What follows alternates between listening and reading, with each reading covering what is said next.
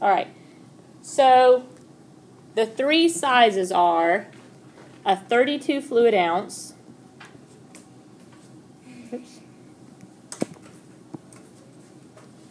So 32 ounces. A 64 fluid ounce. And a 96 fluid ounce.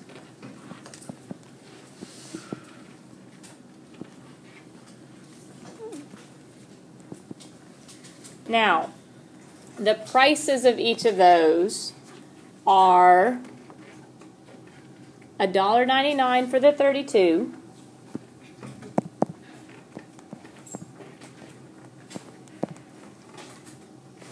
$3.69 for the 64 fluid ounce, and $5.85 for the big one.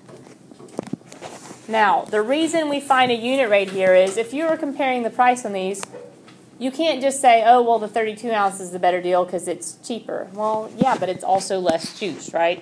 So the reason we have unit rates is because we're looking at, if you're looking at different quantities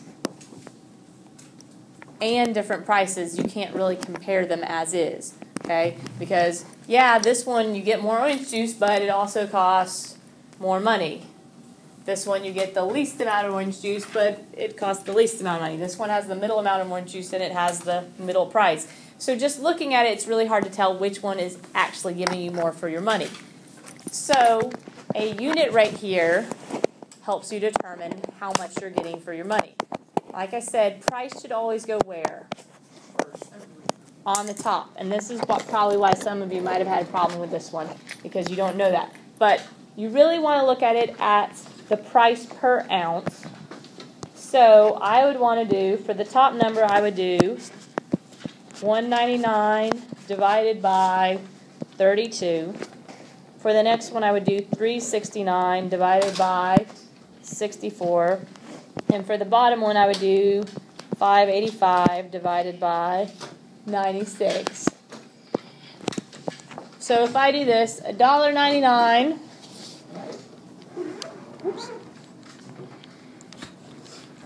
divided by 32 gives me 0.06, oops, sorry, 0.6218. That's, it keeps going, but you know, as long as that, you just have to get far enough that they look different from each other. 369 divided by 64 gives me 0.05765. Again, it goes on past that, but that's far enough for us right now. And then 585 divided by 96 gives me 0.06093 something something. All right. Now this is price over ounces. So this is a price per ounce, right?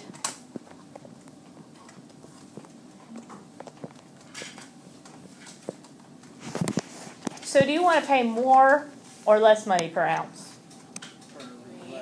Less, right? So we want the smallest price per ounce. That's going to be our better deal. So which of these is a smaller price per ounce?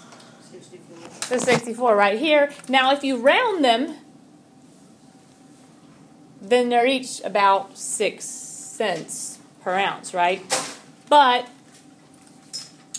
that's rounding it. The exact value is, this one actually costs a little bit less than 6 cents per ounce. This one costs just a teeny tiny bit more than 6 cents per ounce, and that one costs, again, slightly more than 6 cents per ounce. So this one's going to be our best deal. So, for our unit rate, now if you did it the other way around, if you divided the number of ounces by the price, then you would be giving the number of ounces per dollar. If you did that, do you want to get more or less ounces per dollar that you spend? More, right? So you if you did it the other way, if you did ounces per dollar instead of dollars per ounce, then what you have to understand is the better deal means you get more ounces for that $1 you spend.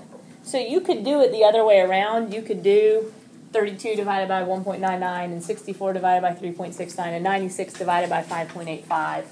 But you have to understand that in this case, the better deal would be the one where you have the greater quantity because you're getting more ounces for that same $1 that you're spending. So if you're looking at price per ounce, you want a cheaper price per ounce. If you're looking at ounces per dollar, you want more ounces per dollar. So you just have to understand when you're looking at a unit rate what it is you're comparing. All right, let's go ahead and talk about section 4.2. So we're looking at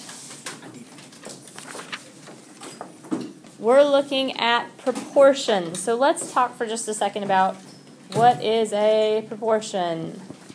You don't need your textbooks. So who can tell me what a proportion is? Oh, the homework, I'll collect it at the end. Thank you. All right, Tyler. No, a little more than that. Nick. A proportion is a piece or something. No, that's a percent. It's like a part of something. Jamie? Like a small piece of a whole. No, that's a portion. Proportion is something different. All right. Yeah. Nope. A proportion is two ratios, which a ratio is just another word for a fraction. A proportion is two ratios that are equal. So, for example, this is an example of a proportion because 3/4 is equivalent or equal to 75 over 100. Right. So two fractions that are set equal to each other is a proportion. Now, there are a ton of uses for proportions in math. But today, all we're going to be doing is looking at if I have two fractions, how do I know whether or not they're a proportion? And we're going to look at if I have a fraction, how do I write another fraction that is proportional to it? So, and again, this is nothing new as far as the concepts. It's pretty easy stuff, okay? The first thing is, if I have two fractions, how can I tell if they're proportions? So, let's say I have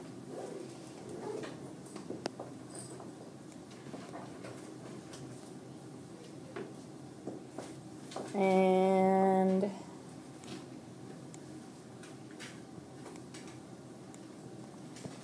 let's say I have these two fractions and I want to know whether or not they are proportional. Now, you guys are going to be allowed to use your calculator on this assignment. But here's what you need to know. If these two fractions are equal in value, then that means that there's something that I can multiply or divide both numbers by to equal the other fraction. Now, sometimes it's obvious. Like, for instance, if I have 2/4 and I have, 4/8, it's easy to tell those are proportional because I know that 2 times 2 is 4 and 4 times 2 is 8, right? So I can see there's a common multiplier. So that's one way you can check whether things are proportional. But here, 6 times what equals 9? No, not nothing, just not a whole number. You can always multiply by something to get it. It just isn't always guaranteed to be a whole number. So another way that you can check for proportions that's really easy to do since you have calculators that can do fractions is we can simplify each fraction. Okay? 6/10, if you put that in your calculator and you hit enter, it should program it in and it should simplify it for you. Or if it doesn't, there's a button that will simplify it. Let's see. If you have the standard, if you have the calculator, if you have the one that we recommended that was on your list, yeah, your supply list. Let's see.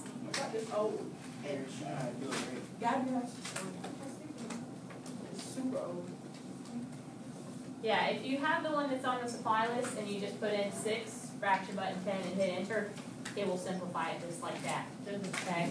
Huh? Yeah.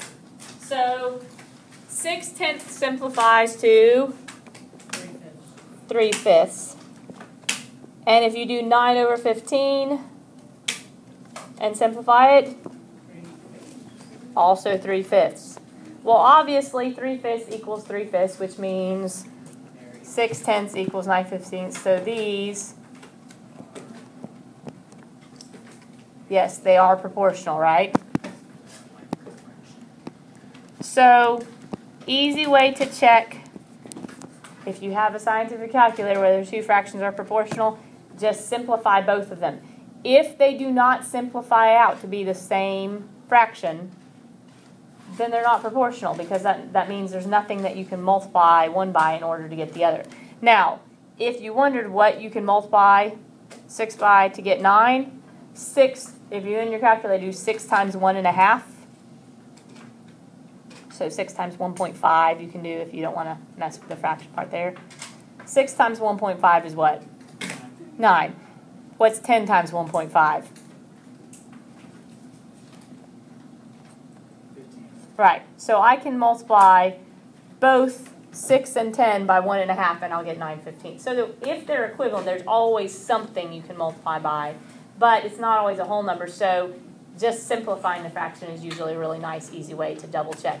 Now, if you happen to see, like on the second example, if I know, hey, 2 times 2 is 4 and 4 times 2 is 8, I don't have to simplify them. If I did simplify them, 2/4 simplifies to, and 4/8 simplifies to.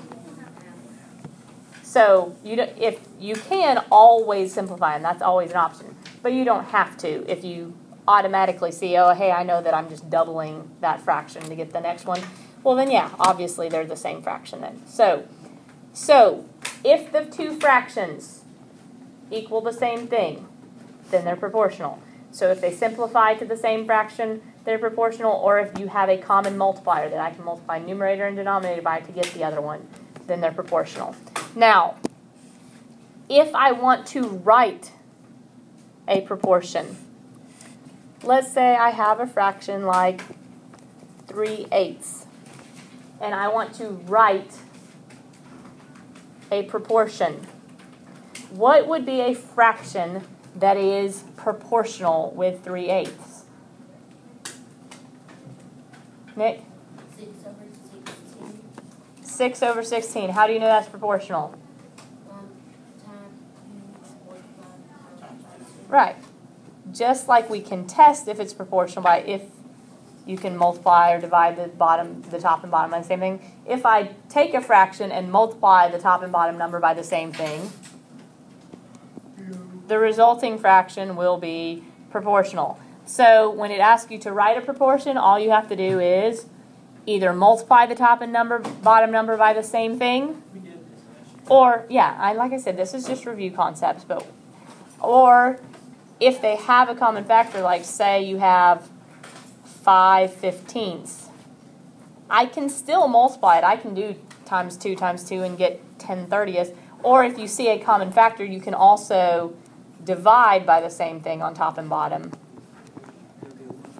And 1/3 would also form a proportion with this.